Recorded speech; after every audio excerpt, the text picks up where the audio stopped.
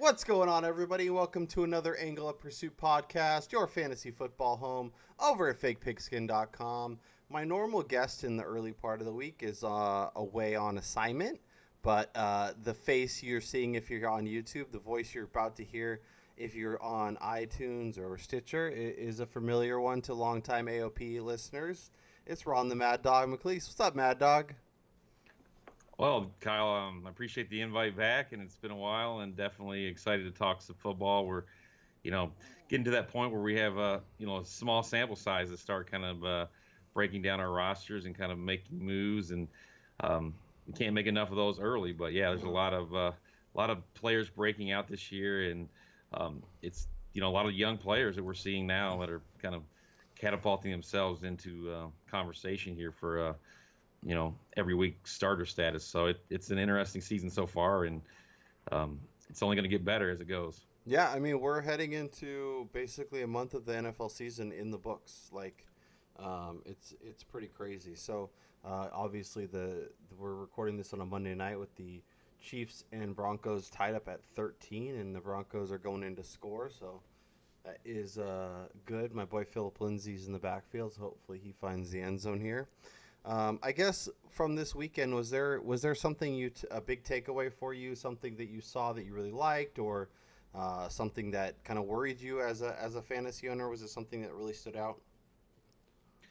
I mean, we'll get to him in a second, but Calvin Ridley obviously should be at the top of that list, but we'll have plenty of time to kind of digest and talk about his performance Sure. so far this season. But for me, Kiki Kute, I think, is, a rookie really interested in, especially in dynasty leagues. But I think that, we've seen the Texans, with Watson under the helm, these, first 2 years in the league, and he's so dynamic, such a dynamic quarterback that, that offense can support, 2 to 3 pass catchers. And I think we're seeing that time and time again. Obviously, with kind of the void at tight end that for that team as a whole, that kind of gives him more targets, I think. And then being a slot guy predominantly, or kind of, labeled a slot guy, I think if he can prove that he can play all over the field, this is a player that I think is really interesting, even in redraft leagues moving forward, especially if you're a Will Fuller owner. I think that the smart move would be to go ahead and just back yourself up and grab him right now, spend some fab money early, and don't be afraid to spend your money. You Yeah, know, no, and I think right now with a lot of leagues, he's going to kind of slide under the radar, and now's the time to get him before he has his big breakout. You don't want to, like, obviously Calvin Ridley a couple weeks ago, you could have had him for a hmm song, and now if he's still on your waiver wire, is going to cost you all your fab. We're going to get into obviously a bunch more names that you should be targeting on this week's waiver wire, but I think QT is an interesting guy that, especially if he doesn't, make it through your initial round, right. or you kind of put a secondary bid on him. That way, if you don't end up getting the guy you want, you might get something there. Because I think this offense has been looking for someone. Obviously, they tried the Bruce Ellington thing. They tried Yep. Braxton Miller for a bit.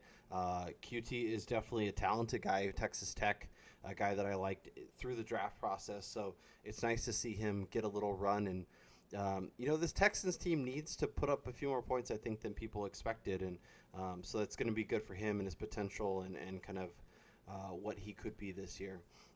And I think the other obvious one would be obviously Thursday night football. We kind of all forget about that because we've had a weekend of Mm-hmm. football, well, all Sunday to watch games, and we kind of forget about that Thursday night football game. We talked about it before we came on, just how exhilarating and just how entertaining that game was as a whole. But then, yeah, obviously you said breakout, and you can't say breakout without thinking about Cooper Kupp and what he did. So that's Yeah. being able to coexist with Brandon Cooks. That's key for all their owners out there. Yeah, I mean, they have legit opportunity for three top 25 wide fantasy wideouts, like between Cooks, Woods, and Cup. I think all those guys could be top 20, top 30 type options by come season's end, which is crazy to think because we, Yeah. we we often struggle to see two guys in one offense. Handful of teams have done it, obviously, but that third guy is always a little bit of a challenge to find him, and the fact that Jared Goff of all people is sustaining that. It's nice to see him actually have a real coach and play well. But yeah, that was so much fun to watch, and obviously good to see the Vikings bounce back. Adam Thielen's been incredible this year. Diggs has been good as well. Yep. But there's both those teams. I think it would not shock me if we're sitting here in just December and January, and those teams are playing for a chance to go to the Super Bowl once again. Um, but we got big news, Ron. Le'Veon Bell, according to reports, will report to the Steelers. Report. During the Week 7 bye and potentially playing Week 8. I guess when you heard this news, if you're a Le'Veon Bell owner, if you're a James Conner owner, I guess what was your initial reaction? And how do you see this kind of shaking out? Not only over the next couple of weeks with James Conner getting a ton of work, but like once Bell's back, how does that look if you're trying to forecast forward? I think it's just for right now. It's just all about weathering the storm and kind of keeping yourself in a position where you can make a run come Week 8 after that Week 7 bye. So I mean, if this actually comes to life, and I think it will, you got to feel really good as a Le'Veon Bell owner. You got to be doing backflips. I think that most Le'Veon Bell owners weren't privileged with having Connor as kind of their handcuff and backup, and really played it safe and drafted him early or snatched him up early, before the season started or before this news broke, basically. So, I mean, I love Bell. I think, again, he's a legit RB1 any way you look at it, going Week 8 and moving forward. And I think that, again, if you can put yourself in that position, I mean, it's almost like Zeke last year, but you're going to get more run. And, as always, you just have to worry about those injuries. But with the long layoff, you got to expect Bell's going to be chomping at the bit to go out there and also play for a contract that he knows that he obviously thinks that he's worth way more than what he's being paid. So I think, again, he's got something to prove. Do you think he comes in and gets a full workload, or do you think it's a 60-40 split with Connor? I mean, Connor's been good, and he's been proving himself, and obviously the next couple of weeks will be critical to, I guess, seeing what kind of sustainability we can get with Connor. But, Connor's been a guy who's gotten basically Lev Bell workload, and when we draft Le'Veon Bell in the top 3 picks or so, we expect 90% of the work. So do you think this is a 70-30, 60-40? What do you see? I think it's more closer to the 70-30 side. Yeah. Again, with the long layoff, he already knows, his playbook. He's mastered it. So it's not like he can't come in, Week 8 and, carry the load for them. Mm-hmm. And then also think about where they're going to be specifically with the schedule and also the standings and where they're at. I mean, if they're struggling in that division, and they have been early on, obviously for obvious reasons, I mean, you got to think that it's going to be even more important to get him out there and make him the focal point of that offense, which he obviously, has shared that role with, these killer bees, obviously with Antonio Brown. But that running game, I think it's going to do a lot for that Steelers team as a whole. Yeah. So they can't get him back soon enough. Yeah, I'm with you there. I think he gets a lot of work. Obviously, I think Connor will get his opportunities, but I do wonder, if they just kind of let Lev Bell just for the rest of the season kind of do his thing, and then have James Conner is going to be there and hopefully healthy starting next year. Let's transition and we'll head down to Tampa, and we'll actually stay sort of in Chicago because. The Tampa Bay Buccaneers came to your town of Chicago, and the Ryan Fitzmagic show kind of did his final performance, ended about halftime, and in comes Jameis Winston, and it's kind of weird how that works out. Fitzmagic seems to have kind of runs throughout the season where he'll show different things, and then he kind of goes away because of injury or because of turnovers, and we saw in the Monday night game against Pittsburgh, the 3 turnover performance. So, it kind of felt like it was coming a little bit. I guess if you're looking at Tampa Bay moving forward, are you excited that Winston's under center? Do you expect much to change? Kind of what was your reaction there? I kind of did pencil this game or circle this game in the schedule for them as kind of that, comeback game for Winston. Obviously, the handwriting was kind of on the wall when the news broke that they almost pulled Fitzmagic the week before, for the third string quarterback. So, I mean, I think that's kind of telling in itself. But, again, I think that we all kind of knew what Ryan Fitzpatrick, who he was. Mm-hmm. We've seen this before, same song and dance kind of thing. So it shouldn't shock or surprise anyone. I think, again, the questions with Winston, I mean, in just kind of rewinding back, I mean, he did have a really, pretty damn good preseason. So it wasn't like he was, you could see that chemistry. You could see that he was ready. And I think that this might just light a fire under his butt, and get him going here, motivate him even more to be out there and be a leader. I think that's really been the question mark, is his leadership skills out there in the huddle. And I think once he proves to this team that he is that, that guy, I think that he's going to put up big numbers, and you got to love those weapons he has. So, Yeah. and we'll get to that, but. Yeah, it's gonna be. I think it was good for him to get his feet wet. Obviously, they have the bye week this week, and then we'll get back to it. And I was looking at their schedule after the bye. It is incredible. Give me 2 seconds, and I'll pull it up right here. Yeah, they get. I'll help you out. They do go to Atlanta after that bye week. Yep.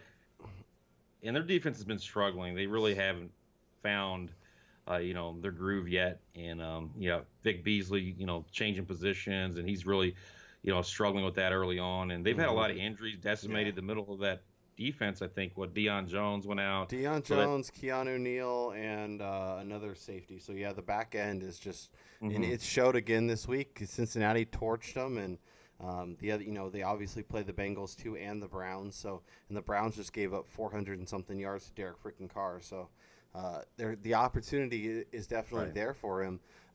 They will, however, be without O.J. Howard for 2 to 4 weeks. He's got the MCL injury. But if you saw the end of that Bucks game, one thing is always true with Jameis. He loves Cameron Brate. And he came back in the game, and as soon as he came back in, Cameron Brate magically got a touchdown. It's amazing how that works, and Jameis is going to have a bunch of opportunities over the next few weeks. So if you're a tight end needy team and Cameron Brate's out on your waiver wire, I don't hate picking him up either, because you could get 3 to 4 touchdowns over the next month with OJ out. I love Brate, and I think that I was optimistically waiting for the return of Winston, just for the benefits for Cameron Brate, and we saw him firsthand. Didn't take long with the O.J. Howard injury. That's going to give him even a bigger bump there in that offense. I guess my only reservations, Kyle, with this offense would be the running game, just the lack of early on in the season. I think that for them to really take flight here, I think that they're going to have to get that running game going, take a little bit of pressure off of Winston. If their backs can't average, more than 4.5 yards a carry, they're going to be in trouble. Yeah. So that's kind of something to kind of keep them in the back of your mind. But again, that could maybe it could be beneficial for fantasy owners too, because if they're getting in those game script type of matchups where, they're playing in a lot of shootouts, then there is going to be a lot of passing, and that's going to equal a lot of garbage time points for Winston, and beneficiaries being Mike Evans and second-year stud Chris Godwin, Deshaun Jackson. Like, it just keeps going from there. Yeah, I really want Ronald Jones to be good, and he finally was active on Sunday, which is good, and got a handful of carries, but only 2.9 yards per carry. So it's not looking great so far. That doesn't mean it can't be hopefully better. Maybe the bye week and working with Winston and kind of getting everything together will be good for this team. But I am a little hesitant. But like you said, if you're picking up Winston, if you have Mike Evans, if you have Deshaun Jackson, if you have Chris Godwin, lack of running game is good for your receivers and good for this team throwing a lot. And their defense has question marks for sure. So they're going to have to throw to stay in games. And, it's good for us fantasy guys. Speaking of good for fantasy guys, let's talk about Calvin Ridley. You alluded to him earlier, but last 3 weeks, 6 touchdowns, 2 on Sunday, 3 the week ago. I guess let's start here. Michael Fabiano of NFL Network, everybody knows him, everybody laughs at him, put out a poll. Which Falcons wide receiver would you rather have the rest of the season, Julio Jones or Calvin Ridley? And this is on Sunday. Over 6,000 people voted, and 58% picked Calvin Ridley. Like, I get that Calvin Ridley's been great, and I get it, but that's asinine, right? Like, that's ridiculous. Yeah, it is hashtag ridiculous, and if you think about it, this kind of reminds me a little similar to Will Fuller, coming out of the gate in that explosion where he was just outscoring Nuke, the first 2 or 3, 4 weeks, first month of the season. Yep. It kind of mirrors that same type of trajectory here. And again, it was short-lived, and then we saw kind of like the pendulum swing back to Nuke, and then we had the Fuller injury. So I'm not saying, or predicting the injury here, but what I would say is, you got to give Calvin Ridley, credit for making the most of his opportunities as Hmm. far as scoring touchdowns in the red zone. I mean, that's been his bread and butter, and by all means, I think that's Matt Ryan, a crafty veteran, kind of taking advantage of what the defense gives him. And if Julio Jones is going to be the guy that the defense schemes to take out in those situations, then Ridley's going to be the one to have to beat him. And he has been doing that so far. So I think again the touchdowns are going to be something to watch. Maybe he becomes more touchdown dependent moving forward, and he's going to have a lot of those weeks where he may only get one score in a handful of catches and less than say 50 yards, but that's kind of what you're looking at. So I think it'll be kind of up and down for him. But if you look at the big picture, yeah, you want to own him, but yeah, better than Julio Jones. No, that's just it's crazy. It's recency bias, and it's what we see time and time again. Yeah, I think Calvin Ridley is a good prospect. I don't think he's an elite prospect, and I think the Will Fuller, Nuke Hopkins comp is perfect. And it's going to be something where people are going to start starting him every single week without thinking about it. And maybe it works out. Maybe touchdown regression doesn't hit him for another season, but it's a very real thing. And I know Alvin Kamara got all the people on Twitter, talking about everybody was saying he's going to regress, and he's been great, but Calvin Ridley is benefiting a lot from Julio Jones taking a lot of attention, a lot of focus of the defense. So Calvin Ridley will be fine. But like, if someone thinks that he's better than Julio Jones, trade Calvin Ridley for whatever you can get a haul, and also talk to the Julio Jones owner in your leagues, and see if you can't get something done. Yeah. I would agree. I am kind of kicking myself because I had a offer on the table of Calvin Ridley for Chris Godwin, and I turned it down. That's interesting. Yeah, not that I had gotten not that I would really keep Ridley, but after this explosion, now I'm flipping him for something else and seeing what I can do. Exactly. Take advantage of the situation. Absolutely, it's all about that market. You got to jump on it while somebody's hot and be ready to strike while the iron's low, and then you can kind of get your value that way. Speaking of returning studs, who I got on a steal of a deal before the season started, is Alshon Jeffrey. And he had kind of an underwhelming year last year for his standards, and obviously the shoulder issue will help kind of damper what his potential is. But he came back this Sunday, hasn't played all season, 8 catches, 105 yards, and a touchdown. Great to see, obviously, with Carson Wentz back under center. It's nice to have him to have a really good weapon. So, if you're an Eagles fan, even though Sunday was awesome for my Titans and terrible for your team, it was good to see Alshon back on the field and doing Alshon things. Yeah, it was really good and to see him out there, and just the uncertainty looming early on in the season, not knowing exactly when he was going to come back, and having witnessed Jeffrey and all of his bag of tricks here playing in Chicago. Even when a player like Jeffrey does come back, I mean, for me personally, I owned him in a lot of leagues, and I didn't start him in one league, Kyle. And yeah, that was probably a mistake, a missight on my part, but I just kind of wanted to see him, be involved like he was. And to your point, that's exactly what happened. I mean, he caught 8 of 9 targets, as you alluded to, for the 105 yards and the touchdown. So the fact that he was that involved from the get-go is definitely a great sign moving forward. And I think this is a guy that you got to be penciling in, locking him into your lineups, because he's got Carson Wentz throwing the ball, and Carson Wentz definitely prefers getting it to him. And with all the other targets they have there, it's hard to cover Zach Ertz over the middle. It's hard to cover Nelson Aguilar and Alshon Jeffrey. Yeah. Not to mention the resurfacing of one Jordan Matthews. So yeah, it was very weird to see Jordan Matthews running into the end zone in the Eagles jersey. I was like, wait, is it 2015 all over again? Right. Yeah, but he was turn back the clock. yeah, but it's good to see that Carson have all these weapons, obviously, and doing some stuff. But it's good to see Alshon, and I don't blame you for sitting him. Obviously, it's always interesting to see when guys come back how involved they're going to be. Are they more of just a decoy, kind of getting their feet back under them, or were they going to get peppered with targets? And I was kind of in a spot where I had to play him, so it ended up working out very nicely. But it's definitely touch and go, obviously. But you feel pretty good about him going forward, I think, after this performance. Most definitely. Speaking of feeling pretty good, let's play a little flash in the pan, or part of the plan, with a couple rookie running backs. And it was a huge opportunity on Sunday, and Sony Michel delivered. I was on Twitter kind of banging the drum for this guy on Saturday and on Sunday, telling people to start him, telling him a big game coming, and it always feels nice when you tout somebody and they actually come through. Pat yourself on the back there, Kyle. Just a couple, but I'm gonna do the same thing too. My Jamal Williams love hasn't really worked out the same, but we'll talk about him here in a second. 112 yards, a touchdown. Obviously, getting up big helped.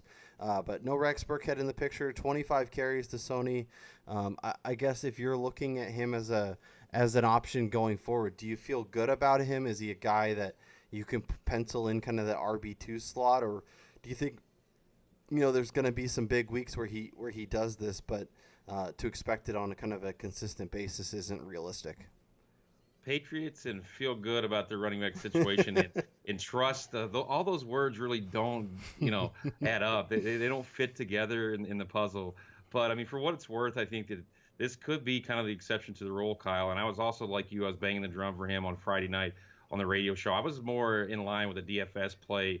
Yeah. However, I did play him in a few lineups of mine where I needed a running back help, where I've got Bell like you in those leagues, and I'm searching for an answer there. So he came through big time, and I didn't doubt that he would with the workload that he was given. To your question, yeah, I mean it's all about the workload, and with the Patriots running backs, we really never know. I mean, you also are going to have James White sprinkled in there, and he filled in admirably, but he's more like, if James White's playing that Deion Lewis role this year, Kyle, and it looks like he is, then there's no reason why these two running backs can't both coexist and have RB2 type, consistent weekly performances. So, I mean, long answer, yes, I'm a Sony Michel believer. I always was. I think when you invest a first-round draft pick in a running back, it hasn't worked out for you, Seattle, but you don't have an offensive line. Sony Michel, I think, again, was one of those running backs that got kind of a lot of hate thrown at him because of the knee question marks that came out right before the draft or the draft day.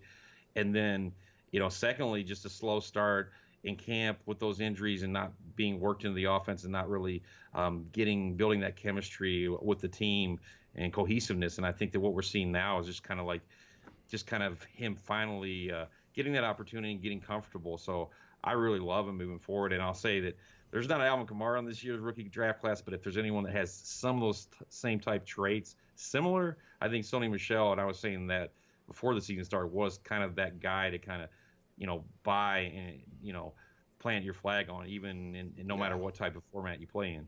Yeah, and his former teammate Nick Chubb flashed a little bit of that on Sunday as well. Only on the field for 3 snaps, but he had 2 carries, 105 yards, and 2 touchdowns. Pretty good. Another rookie running back who was pretty good on Sunday against Dallas, and that's Kerryon Johnson. He only got 9 carries, which I think is a Matt Patricia thing, and obviously coming from that Patriots tree, obviously doesn't like to feed his running back for some crazy reason. But 55 yards on those 9 carries, over 5 yards a carry, and he found the end zone. I guess, is this someone that you see becoming more of a staple of this offense, and they kind of factor out a little more LeGarrette Blount, take out a few more tosses to Theo Riddick, or do you think this is kind of going to be a mishmash of, each week it's going to depend on who's hot and who's playing well and random coaches' decisions? I mean, there's definitely the Matt Patricia effect here on this offense in general, and I think that the Lions have struggled for some time to really find that back to kind of give him all the carries, and commit to him. And what we're seeing here is just not. I don't know if it's more of game flow, game script kind of thing, but yeah, you would hope that they would have given him more than 9 carries, and how efficient and effective he was with those carries. I mean, on the season, yeah, he's averaging 5.7 yards a carry. So he's that big play type running back that they've lacked for some time. And I think at this point, he's their best option. So I would say this. I think there's definitely some risk with him, but I think he's a really great buy low type of target right now for trades. If you're still waiting on Le'Veon Bell, if you have Leonard Fournette, those type of players, I think this is a guy to go kind of just hit his owner up right now and see where what it would take to get him, because I think that he is a kind of running back that could you know once he gets that workload, definitely be a consistent every week starter for you and RB2 easily. Yeah. Yeah, I think you're gonna need him, especially in the next couple weeks, to find the end zone to be really Yeah. worth what he's doing. But I think as the season goes along, he's gonna be a guy that gets more volume, gets more production, and I'm with you. If you can trade for him now, I think you should before his buy now window closes, because another big game on Sunday, and all of a sudden you're looking at a guy who's gonna be hard to trade for without giving up a huge haul. Let's work the wire on. Let's talk a few waiver wire ads. Obviously, Sure. we've talked Calvin Ridley. We've talked, some other options that could be available. Aaron Jones is still floating out there. 50% on Yahoo, 70% on ESPN. A little more than I traditionally like, but um, it's clear, I think, if you're watching any Packers, that Jamal Williams is not the answer, at least as of now. And Aaron Jones has looked good. Obviously Aaron Rodgers came out it told hey, he's a really good. I want this guy to get more touches. So anytime you have that QB in your corner, that's always a great person to have. Um, but yeah, I think if Aaron Jones is out there, he's a must add, don't you? I mean, to your point, and there's a tear in my beer too, Kyle, because I always really did want to see Jamal Williams, Yeah. be the guy. But I mean, the truth of the matter is what kept Jamal Williams on the field more often than not in his first 2 years in the league has been his pass blocking Mm-hmm. skills, and he's proficient in that area probably more than any of the other running backs that came out of last year's class. And I think protecting Aaron Rodgers, especially at this point, is really, really important. Obviously, with what we've seen so far early on in last year, not to mention the injury, but I think at some point you have to kind of the cream rises to the top. This is Aaron Jones is the more dynamic, elusive running back, and not to mention he's better in the passing game. Um, you know, on a quick dump down out of the backfield. I mean, this is the kind of player that can make a couple guys miss, and then he takes it to the house for 65 yards. So, I mean, you see how dynamic he is, and I think that's what the coaches are all talking about. And they're, it's just not coach talk; it's actually what they're seeing in practices. So, I think that, I mean, look at the numbers last week, Kyle. It's pretty obvious. I mean, he averaged 5.9 yards a carry on those 11 totes. Jamal Williams got the same number of carries on this with the same offensive line, and he only carried for 27 yards. So, Yeah. that's the difference being a 30-yard run by Aaron Jones. But that's exactly what I'm kind of getting to is, yeah, if he's it's kind of a crime if he's not universally 100% owned by the end of this week. I think that he should have already been. That's Yeah. just Yeah, and I've been pounding the table saying everybody go get him, even though I love Jamal Williams. Last week, Aaron Jones had 30 snaps, or had 17 snaps to Jamal Williams 30. This week, Williams had 29, and Jones had or no Jones had 29, and Williams had 28. So in the span of 1 week, he not only surpassed him, but that so many more touches, and obviously a game mhm. against the Bills was a nice welcome back. But I uh, think the ideal situation would be owning both of them, but most owners out there probably don't have that luxury. But if you can, yeah, why not? yeah, Because because if I there is an injury to one of them, then you have yeah, legitimately an yeah, RB I one. think if you can do it, you're still holding on to Jamal Williams, right? He's not an outright cut for you. No, I don't think he's an outward cut. I mean, I think you're probably going to see him hit some waiver wires, most Yeah. definitely. And again, depends on what kind of roster space you have. But yeah, I think he should still be rostered, given that offense and just how, playing in the division they play in. I think that you're going to have a lot of shootouts playing the Lions in those type of games. Yeah. So, yeah, I mean, I would definitely have both of them rostered at this point. But Aaron Jones definitely is the preferred back to own in Green Bay. Really shouldn't surprise anyone. I think that, but again, it's Jamal Williams. I think is more of a volume back, and that's Yep. what he needs. Yep. And like you said, Jamal Williams will be in there getting snaps because of his pass blocking. But in terms of fantasy production, you want Aaron Jones. Speaking in terms of fantasy production, TJ Yeldon, another game where Leonard Fournette leaves, and another game where TJ Yeldon steps in and has a big fantasy day, one of his best fantasy days of the season, obviously. Fournette's hamstring injury continues to be an issue. I think as long as that's the case, I think TJ Yeldon's a must-own. Hopefully, if you're the Fournette owner, you already own Yeldon. But if you're in need of running back help, you started with a receiver-heavy approach, or with bye weeks coming hard and fast over the next couple weeks. I think TJ Yeldon's a must-add.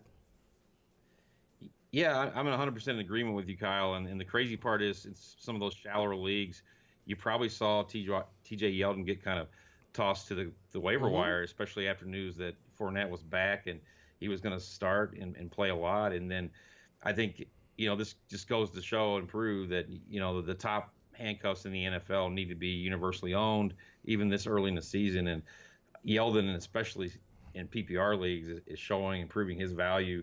That's the added bonus that he brings. I mean, already 14 receptions in the season. So, yeah, I mean, I think that he's got to be close to, if not at the top of that list this week, with Aaron Jones. I think maybe a little bit more, less risk, I would say, for Yeldon in the counting numbers, just given, the uncertainty with Leonard Fournette. And if this is going to be something that hampers him all year long, then that's a major opportunity for him. Yeah, no, and I'm 100% with you there. If you need a running back for the short term and you're looking for pure volume, Yeldon's probably the play.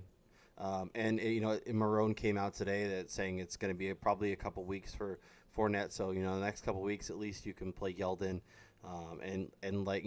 we've seen him kind of come and go in this lineup. So if you could potentially use him, I'm not throwing him back to the waiver wire even if Fournette comes back and is healthy.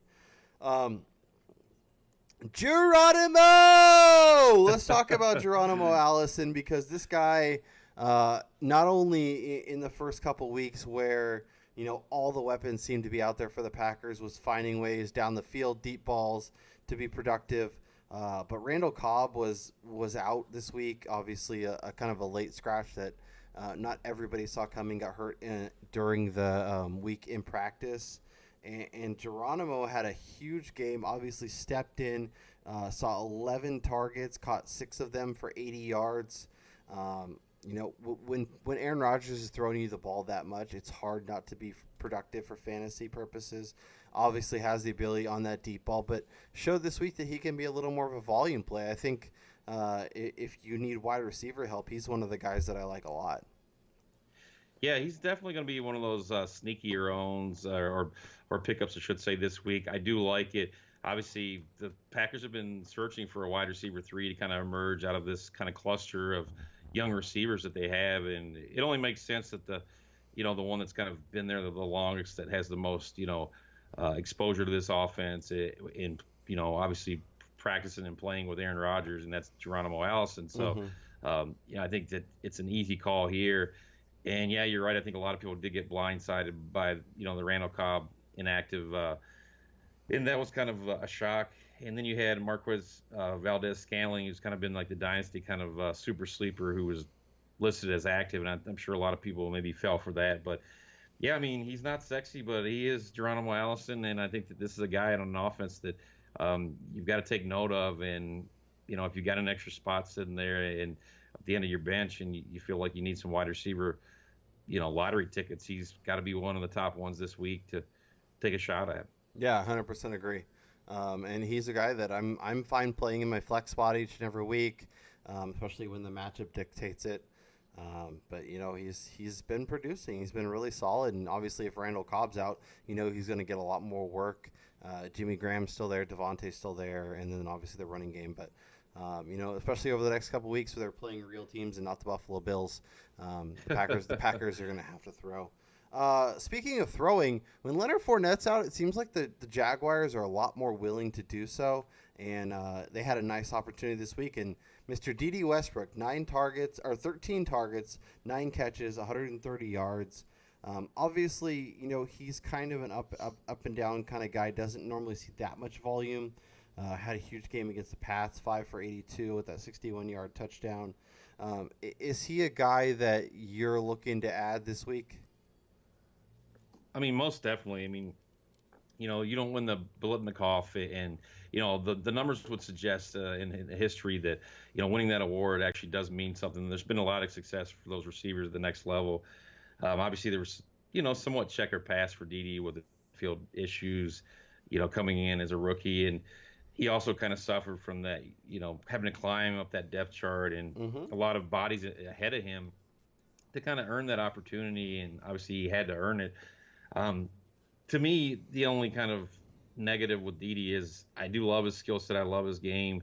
I think that he's easily the best receiver on this Jaguars offense now and moving forward. And I think Bortles is going to make, more of an effort to get the ball to him. I think 13 targets, that was kind of, pretty massive considering he hadn't had more than 6 in that since week 1 against the Giants. So, he exploded on the scene. I think that they're using him, even throwing him, make a running some plays where he actually is handing the ball off to. So they're Mm-hmm. trying to get the ball into his hands and make things happen. So that's, a great sign. He is, a good playmaker for them moving forward. But I think, again, you got to look at, to me, maybe more of a best ball guy, because I think if you can figure out which weeks to play him in good matchups, he's going to have some pretty big weeks. But there may be some weeks where he doesn't get those targets. So maybe more of a, you know, boom or bust type option. Yeah.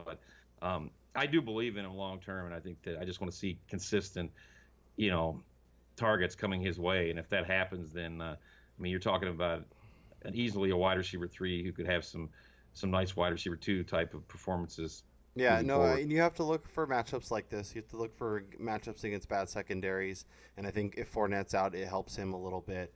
But yeah, you have to be ready for a goose egg, but you have to in hope that he can put up a really good week and help carry you. So if you're heading to the waiver wire, and let's put Tyler Boyd, Calvin Ridley, Aaron or Geronimo Allison, and Dede Westbrook are the 4 wide receivers. Rank those guys for me. Oh, that's a nice bunch there. I'm gonna probably go. I think Calvin Ridley at this point. I trust the quarterback. I think more with Matt Ryan, and obviously what we had talked about earlier in the show. For me, 2. I'm gonna bank on the upside I like with Dede Westbrook. I'm gonna put him at 2, and I know Tyler Boyd at 3.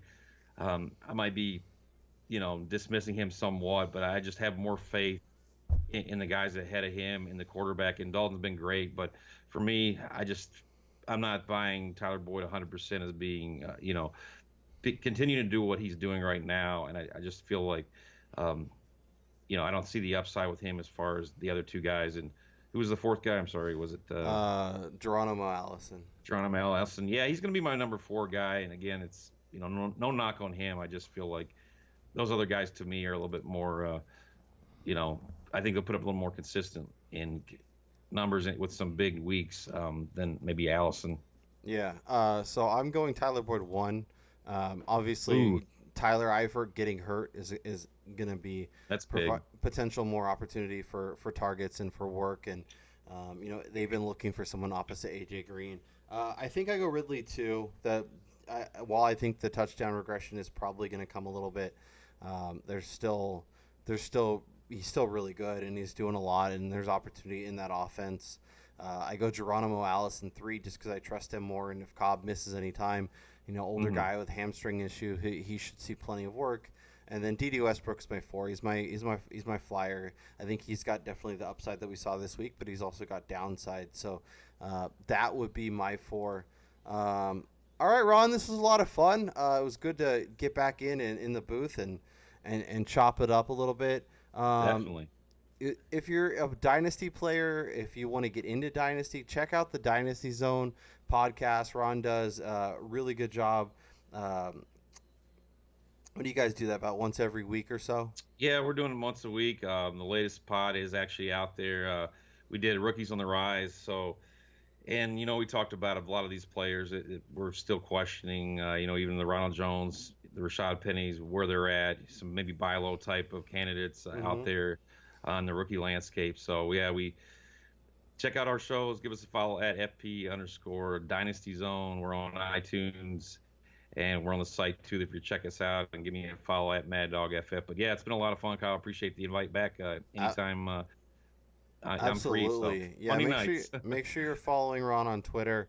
And where can they check out your radio show? I know that you guys are doing that once a week. Yeah, it's Sports Overnight America. You can find us on XM channel 203 on the East Coast. I think it plays pretty late, maybe around 1 a.m. But there's a 1 hour block.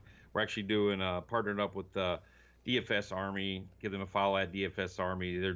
Kevin over there does a great job. So we're doing a segment where he pretty much recommends. He's been spot on all season long with his picks, and they're making people money with the subscription. So SOA's the code to use for that one. And yeah, so check that out. We've been doing a little baseball playoffs talk, so that's going to always be involved, and then we'll touch on a little bit of football at the do a segment on that too. So yeah, Awesome. appreciate the. Awesome. Yeah, make sure you guys check all that stuff out. Ron does a great job with all of that. And make sure you're checking out fakepigskin.com. Make sure you're reading the site, all that good stuff. But for Ron the Mad Dog McCleese, I'm Kyle Robert, and we'll talk to you guys next time.